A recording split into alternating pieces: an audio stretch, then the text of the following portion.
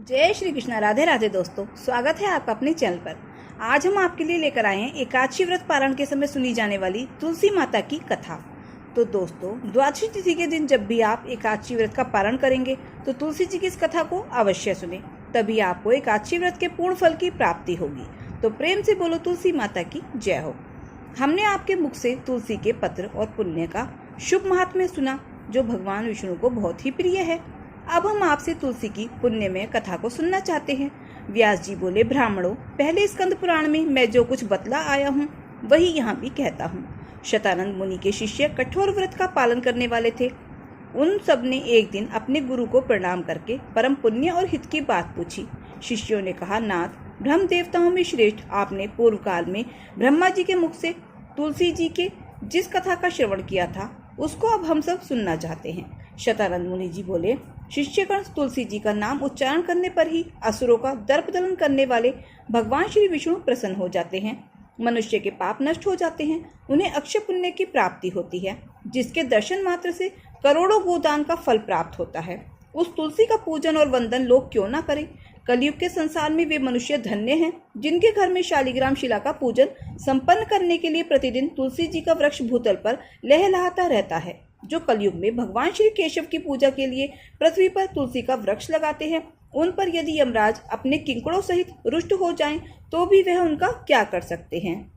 तुलसी, तुम अमृत से उत्पन्न हुई हो और केशव को सदा ही प्रिय हो। कल्याणी, मैं भगवान की पूजा के लिए तुम्हारे पत्रों को चुनता हूँ। तुम मेरे लिए वरदायिनी बनो।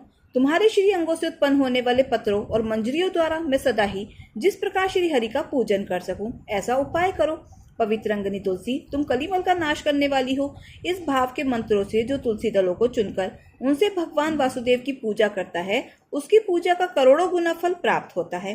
देवेश्वरी, बड़े बड़े देवता भी तुम्हारे प्रभाव का गायन करते हैं। मुनि, सिद्ध, गंधर्व, पाताल निवासी, साक्षात नागराज, शेष, संपूर्ण देवता भी तुम्हारे प्रभाव को नहीं जानते।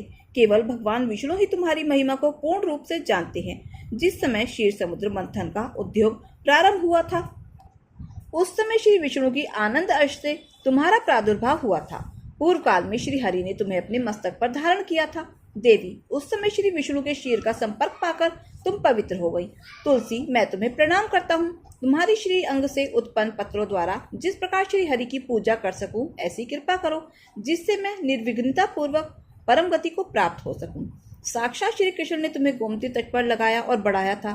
वृंदावन में भी विचरते समय उन्होंने संपूर्ण जगत और गोपियों के हित के लिए तुलसी का सेवन किया। जगत प्रिया तुलसी, पूर्व काल में वशिष्ठ जी के कथन अनुसार श्री रामचंद्र जी ने राक्षसों का वध करने के लिए उद्देश्य से सरयू के तट पर तुम्हें लगाया।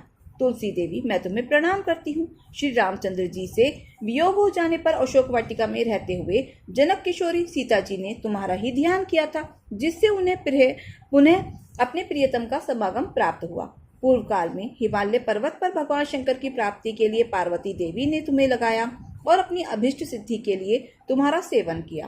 तुलसी देवी, मैं तुम्हें नमन करती हूँ। संपूर्ण देवांगनाओं और किन्नरों ने भी दुःस्वप्न का नाश करने के लिए नंदन वन में तुम्हारा सेवन किया था। देवी, तुम्हें मेरा नमस्कार है। धर्म अरण्य में साक्षात पितरों ने तुलसी का सेवन किया। दंडक अरण्य में भगवान श्री रामचंद्र जी ने अपने ही साधन की इच्छा से परम पवित्र तुलसी का वृक्ष लगाया। लक्ष्मण और सीता ने भी बड़ी भक्ति के साथ उन्हें पूजा।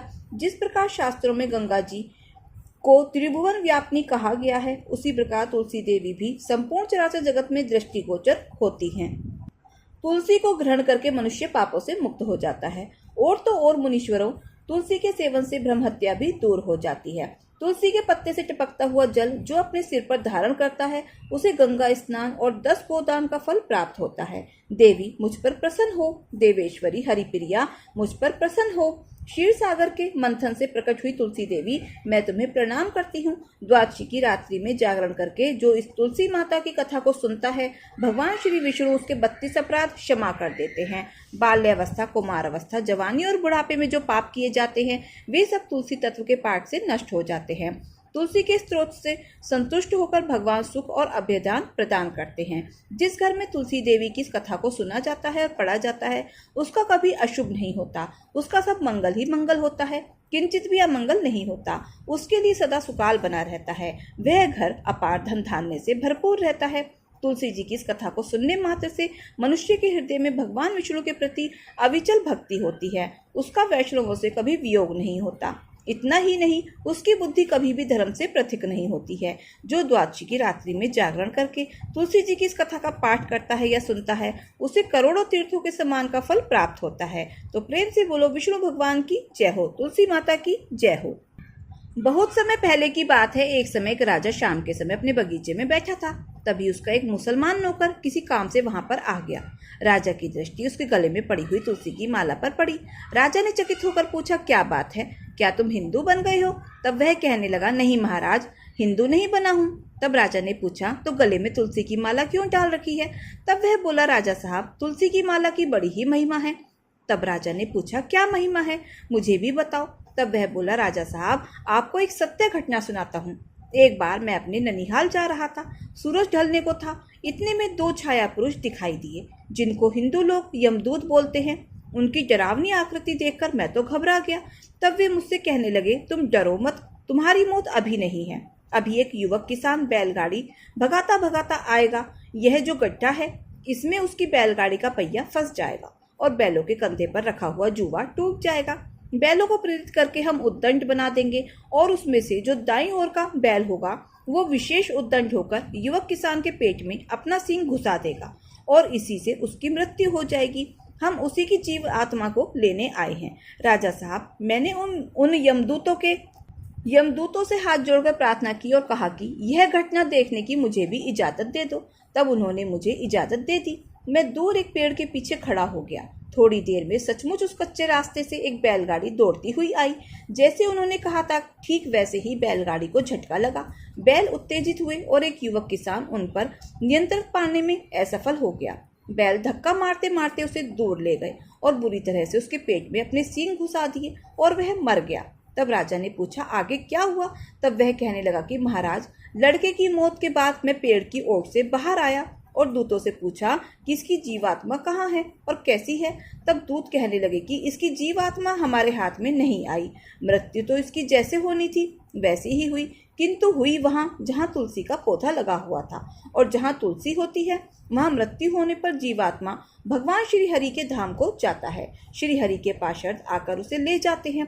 राजन, बस ये घटना मेरे मन में बैठ गई। मरने के बाद मैं स्वर्ग जाऊंगा या नरक, ये तो मुझे नहीं पता, लेकिन मैं तुलसी माला तो पहन ही सकता हूँ। हो सकता है मुझे भी भगवान नारायण के धाम जाने का मौका प्राप्त हो। बस तभी से मैं तुलसी माला धारण करता हूँ। ऐसी ही दिव्य महिमा है तुलसी माला धारण करने की। तो प्रेम से बोलो तुलसी माता की जय हो। एक बार राधा रानी जी अपनी सखी से बोली, हे सखी, तुम श्री कृष्ण की प्रसन्नता के लिए किसी ऐसे देवता की पूजा बताओ जो परम सौभाग्य वर्धक हो। तब समस्त सखियों में श्रेष्ठ चंद्रलला अपने हृदय में एक क्षण तक कुछ विचार करके बोली। चंद्रलला ने कहा कि हे राधे, परम सौभाग्यदायक और श्री कृष्ण की प्राप्ति के लिए एक वरदायक व्रत है, तुलसी की सेवा। तुम्हें तुलसी की सेवा का नियम लेना चाहिए, क्योंकि तुलसी का यदि स्पर्श, ध्यान, नाम संकीर्तन, आरोपण या सींचन किया जाए तो महान पुण्य पद प्राप्त होता है। हे राधे, जो प्रतिदिन तुलसी की 9 प्रकार से सेवा भक्ति करते हैं वे कोटि सहस्त्र युगों तक अपने उस सत्कर्म का उत्तम फल भोगते हैं। मनुष्य की लगाई हुई तुलसी जब तक शाखा पर शाखा, बीज, पुष्प और सुंदर दलों के साथ पृथ्वी पर बढ़ती रहती है, तब तक उनके वंश में जो जो जन्म लेता है वे सभी 100,000 कल्पों तक श्री हरि के धाम में निवास करते हैं। जो तुलसी की मंजरी को सिर पर रखकर प्राण त्यागता है वह करोड़ों पापों से युक्त क्यों न हो, यमराज उसकी तरफ देखते तक नहीं। इस प्रकार चंद्रलला की कही गई बातें सुनकर श्री राधा ने साक्षात श्री हरि को संतुष्ट करने वाली तुलसी जी की सेवा करना आरंभ कर दिया। केतकी वन में 2 हाथ गोलाकार भूमि पर बहुत ऊंचा और अत्यंत मनोहर श्री तुलसी जी का मंदिर बनवाया, जिसकी दीवारें सोने से जड़ी थी।